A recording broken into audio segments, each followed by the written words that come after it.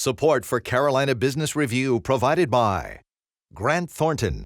Operating in more than 100 countries, our tax, audit, and advisory professionals specialize in helping companies unlock their growth potential.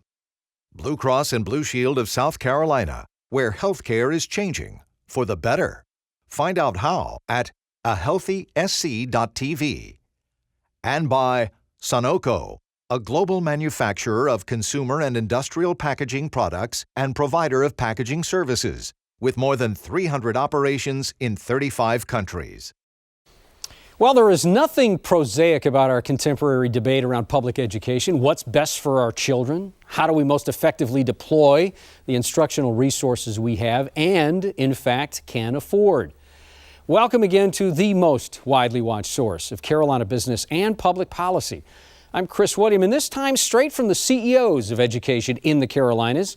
On this program, together, North and South Carolina's Superintendents of Education. We host June Atkinson and Molly Spearman. Please stay with us. Major funding also by Novant Health, bringing you world-class technology, clinicians, and care when and where you need it. The Duke Endowment, a private foundation enriching communities in the Carolinas through higher education, healthcare, rural churches, and children's services. And by Blue Cross and Blue Shield of North Carolina. Who's responsible for rising healthcare costs? Join us and many others in a candid discussion at letstalkcost.com.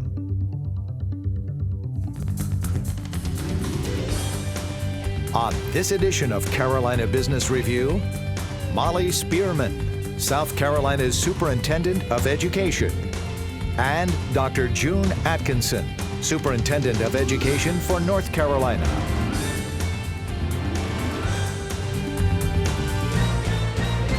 And now, here's Chris William.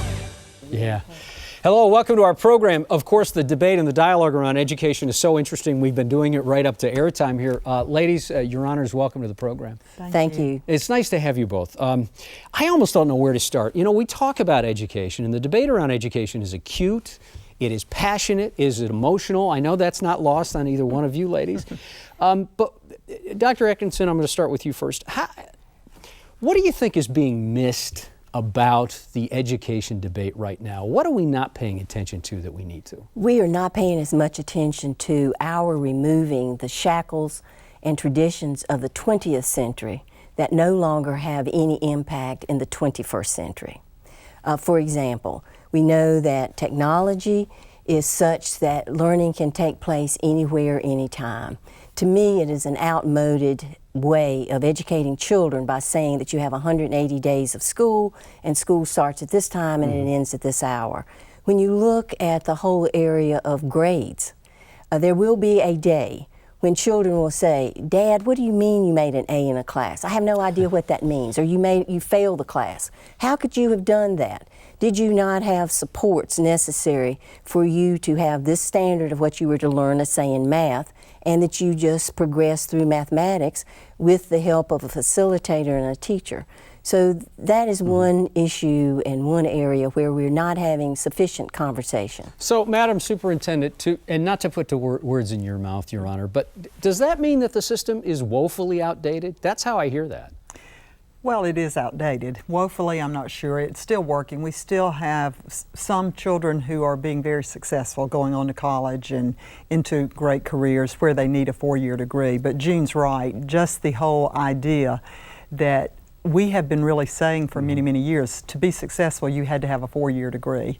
And now we're saying to students, and this is a part where we've got a lot of work to do, and to parents and to guidance counselors, a better understanding of the industry, the careers that are available in North and South Carolina and all across America may not require a four-year degree. In fact, the pathway may be best to go into a two-year degree and have the company be employed with the company while they pay your way and offer you a four-year degree later. Or I just visited down in South Carolina. We've really been working with our apprenticeship program, which is a model that we've not used in America. It's a European model.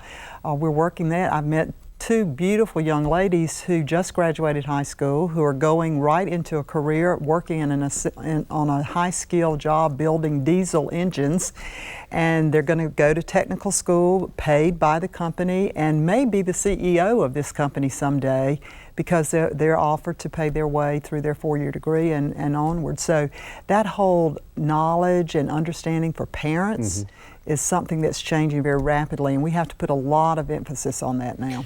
Before we get to the end of the process with kids in education, let's slide back in the continuum in the beginning. In North Carolina, there's been a lot of debate about the challenge around funding, especially for kids before they get to kindergarten, the pre-K issues. Is that program, madam, is that something that how at risk are the kids that, does pre-K even exist at this point with funding? Well, we do have some pre-K programs in North Carolina. What we do not have is a sufficient amount of pre-K education or preschool education for our children. From a business point of view, it is to the advantage of North Carolina to provide preschool education for our most vulnerable children. Economists tell us that for every $1 invested in preschool education, we get a return on an investment of anywhere from $8 to $16. So it makes business sense, it makes student sense, and it makes educational sense for us to have a thriving preschool education, especially for our most vulnerable children who live in poverty. So madam, if the results are that overt about early investment equals a fantastic return, why is it so hard to make the investment? Why can't the General Assembly or why can't local school boards understand that? Well, it does take more money to do that, and I think that is the major issue. Another issue is that some people believe that it is not the state's responsibility to educate four-year-olds or to have four-year-olds in a public education arena as far as preschool education.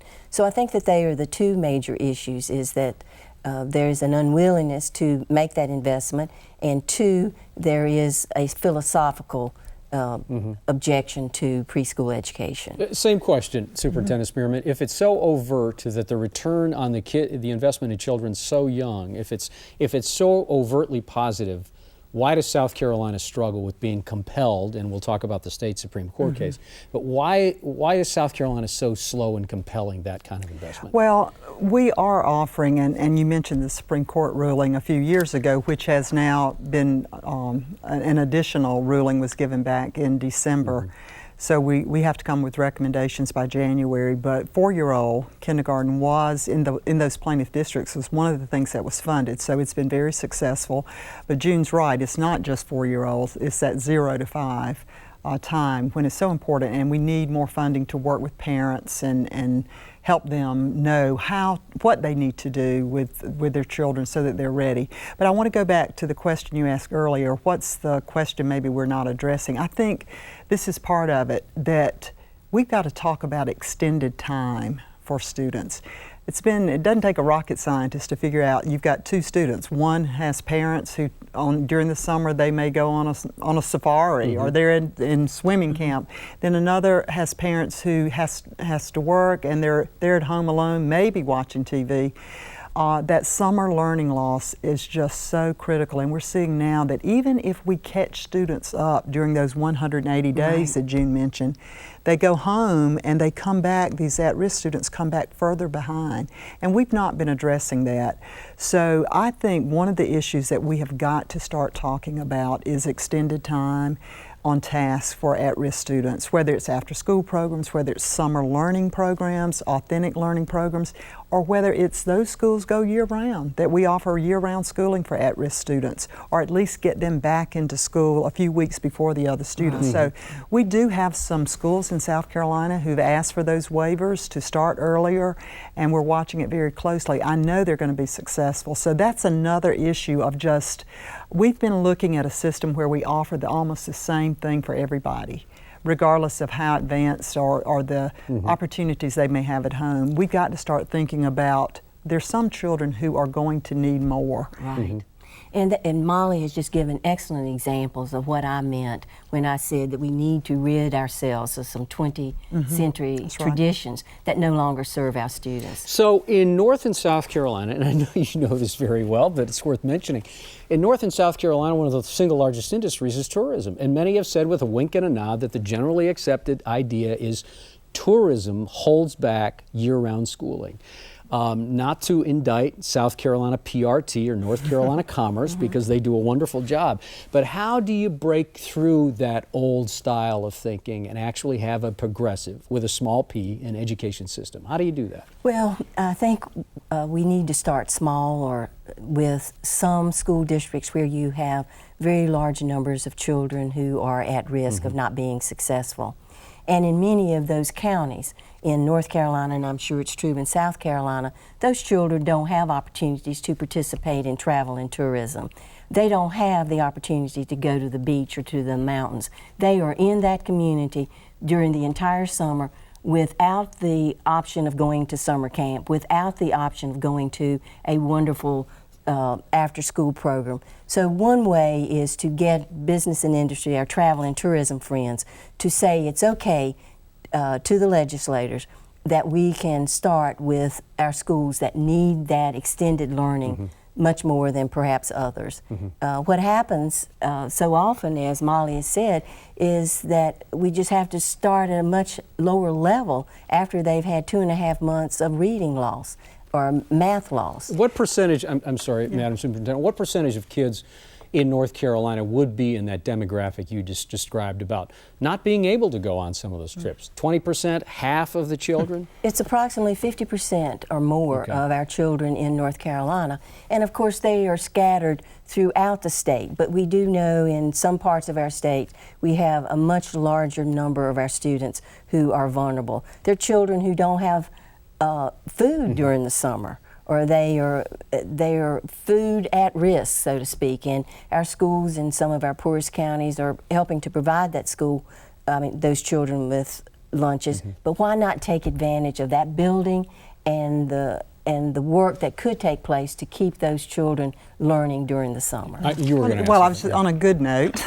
and I'm sure you are probably doing this also, but we under our Read to Succeed legislation that was passed 2 years ago, this past summer we just ran our second year of summer reading camps. So we are addressing this issue, and June's right. I really tried to work on combining all the opportunities of the summer reading camp with the summer feeding money, and trying to connect 4-H and all the other folks out there, boys and girls clubs who are trying to do good things. What I'm finding is just we need to do a better job of coordinating all the efforts and getting it all together. So we've got a lot to do. There are a lot of great things out there happening, but bringing all the people together, focusing it, having an academic portion of this summer learning, but it's got to be fun. It's not doing the same old thing that they did in school. It's got to be fun and engaging, so they learn and they don't even realize they're learning. Go ahead, I'm sorry. And we have a similar program. This makes our second year of what our legislature calls Read to Achieve. Right, same thing. And those summer camps are really important for our children. And I would like for us to extend that opportunity for our kindergartners, our first and second graders. And I think that would make a huge difference, as I'm sure it would in South Carolina. As you described it, Superintendent Spearman, is that kind of a thinly veiled effort to have a year-round school? The 4-H, the in-school meals, getting the kids back on campus? I think so. It is. But a bigger issue, I think, as much as the year-round school, it's about right now what we're seeing, and this is bubbling up from teachers. It's been really amazing. There's no law passed, no regulation. Teachers have figured this out. They've got to deliver instruction a different way. Kids cannot sit in rows and listen to lectures. And I have been so impressed, I've been on the job now 6 months, traveling around South Carolina and seeing what's happening in these schools. And it's in rural schools, it's in urban schools, where teachers are backing off, they give a little instruction, and then they say, okay, let's solve a problem. And the students are engaged in applying what they've learned into project-based learning. And it's more fun. and the children and students are really in charge of their learning of, here's what I'm interested in. And I heard June give a speech just this week where she said, our job is to find out what students are interested in, what they're good at, what they're passionate about, and match that with those careers that are out there. So as educators, I think for too long we just assumed, okay, you got to go to college.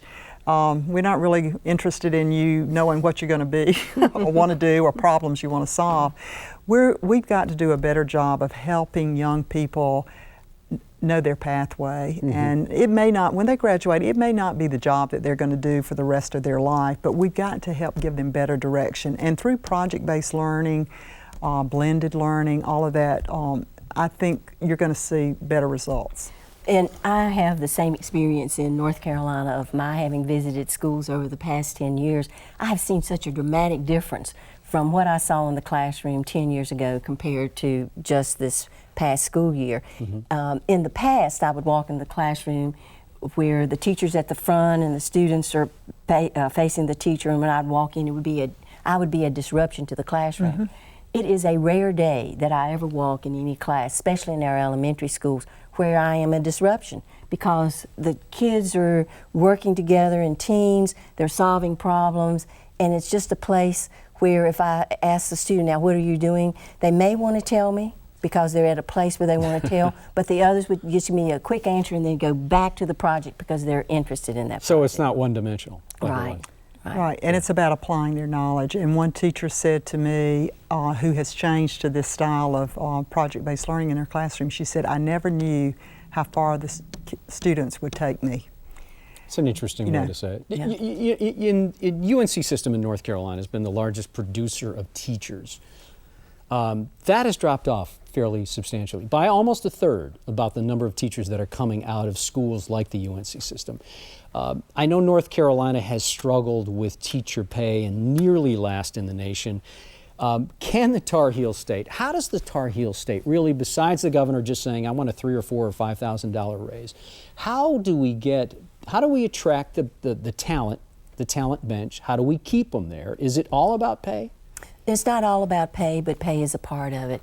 Here are some things that North Carolina needs to focus on doing.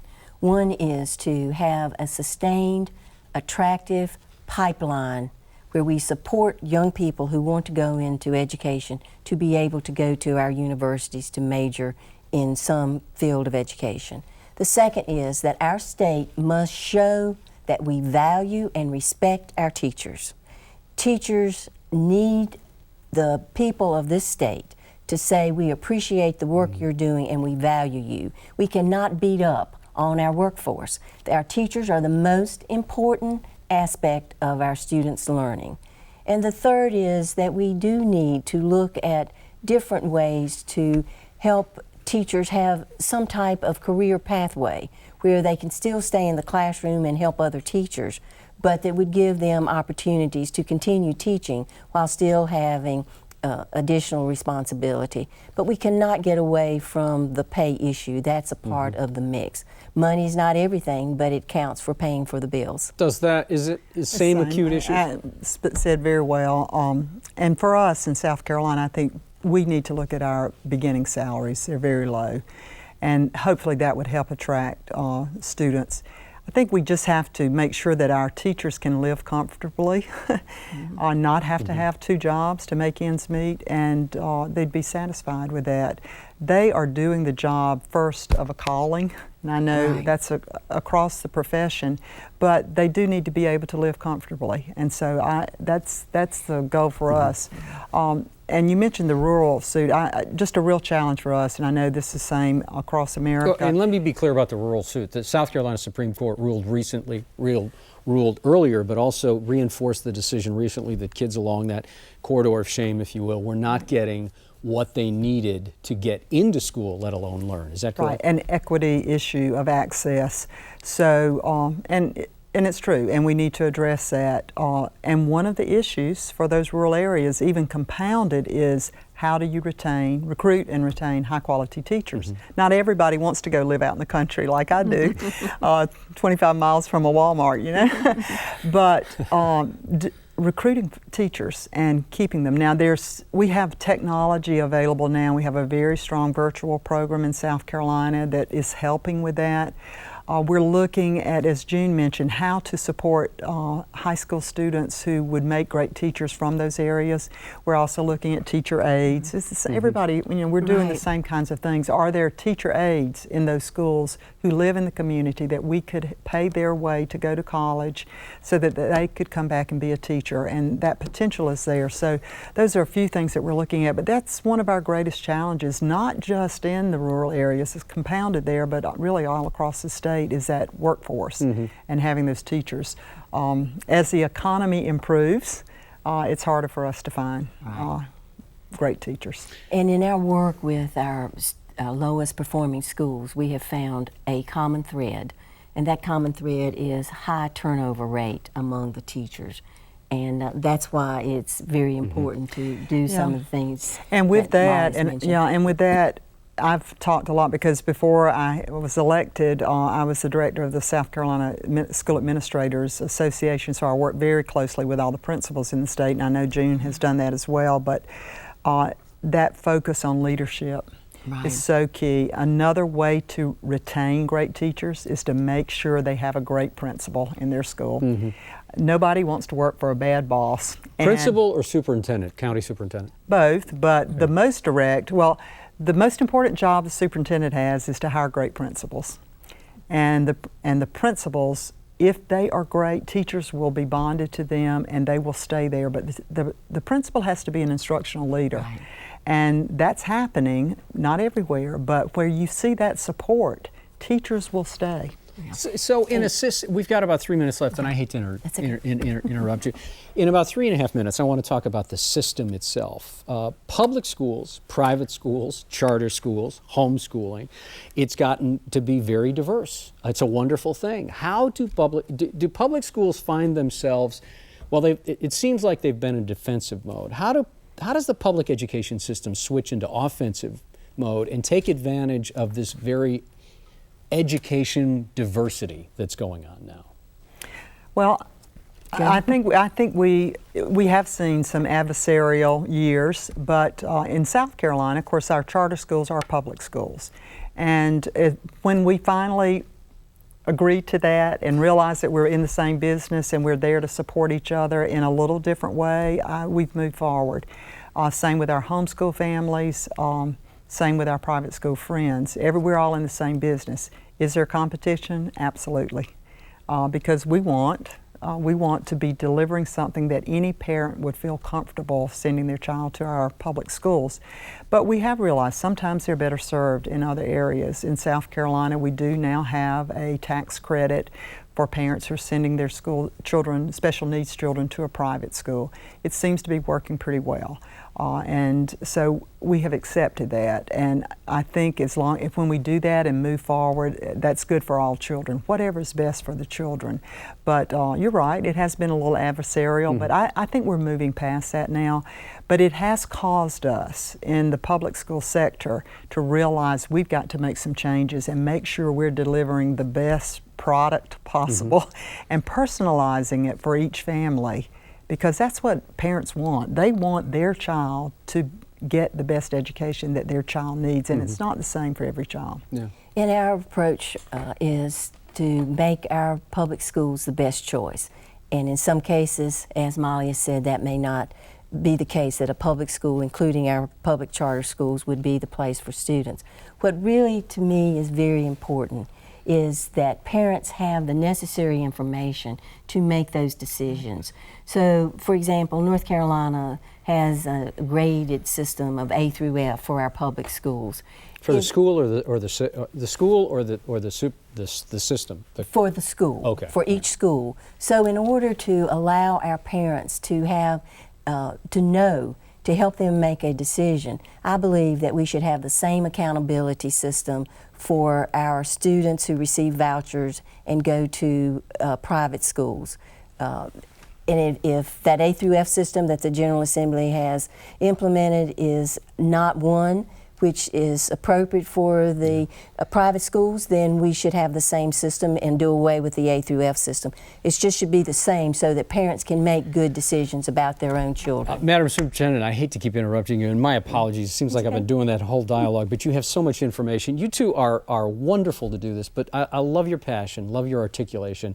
Please come back, because we didn't cover a whole lot of stuff. Thank you. Thank you. Thank you We for your will. leadership. Thank you. Thank you for watching us. Until next week, I'm Chris William. Good night.